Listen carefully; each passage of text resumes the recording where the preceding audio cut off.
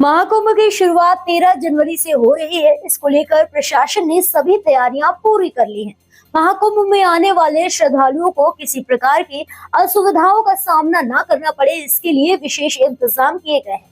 मुख्यमंत्री योगी आदित्यनाथ खुद महाकुंभ की तैयारियों की मॉनिटरिंग कर रहे हैं।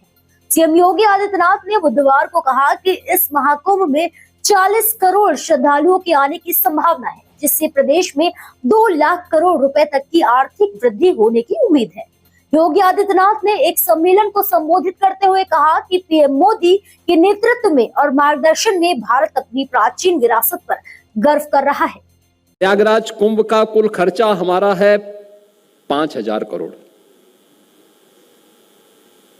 अभी हमने प्रधानमंत्री जी से जिन कार्यों का लोकार्पण और शिलान्यास 13 दिसंबर को कराया था, वो कुल 5,000 करोड़ रुपए से के थे।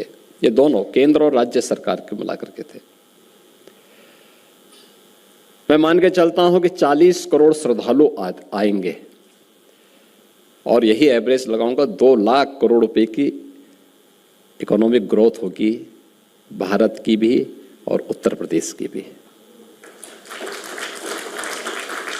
अगर इसमें से 5,000 करोड़ रुपए प्रयागराज की कायाकल्प में लगते हैं तो सिटी डेवलपमेंट का जो मॉडल हम दे सकते हैं, मुझे लगता है उन लोगों की समझ में नहीं आएगा जिनको अभी तक पता ही नहीं है कि नदी को चैनलाइज करके नदी की आयु बढ़ाई जाती है, न कि उसके प्राकृतिक प्रवाह को अवरुद्ध किया जाता है। एक अद्भुत क्षण है हम सबके लिए, यह अद्भुत क्षण महाकुंभ का, और इसके लिए हम लोग अपना सौभाग्य मानते हैं कि इस आयोजन के साथ हमें जुड़ने का एक अवसर प्राप्त हो रहा है, क्योंकि यद्यपि आयोजन पूज्य संतों का है, भक्तों का है, लेकिन सरकार के नाते भी हमारी भी कुछ नैतिक जवाबदेही बनती है।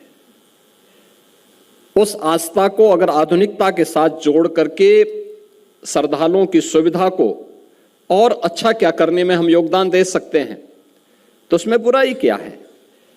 क्योंकि वो तो घूम फिर करके फिर सरकार के पास ही जितना पैसा लगाएंगे उतना घूम फिर करके वापस सरकार के पास ही आ जाना है। लेकिन यही होता है, इसी को कहते हैं कि गद्दी तो विरासत में मिल जाती है लेकिन बुद्धि नहीं मिलती है। बुद्धि के लिए प्रयास करना होता है। वो विदेशी विश्वविद्यालय में नहीं बुद्धि मिलती है, वो तो अपने ही विरासत पर गौरव की अनुभूति करके प्राप्त की जा सकती है।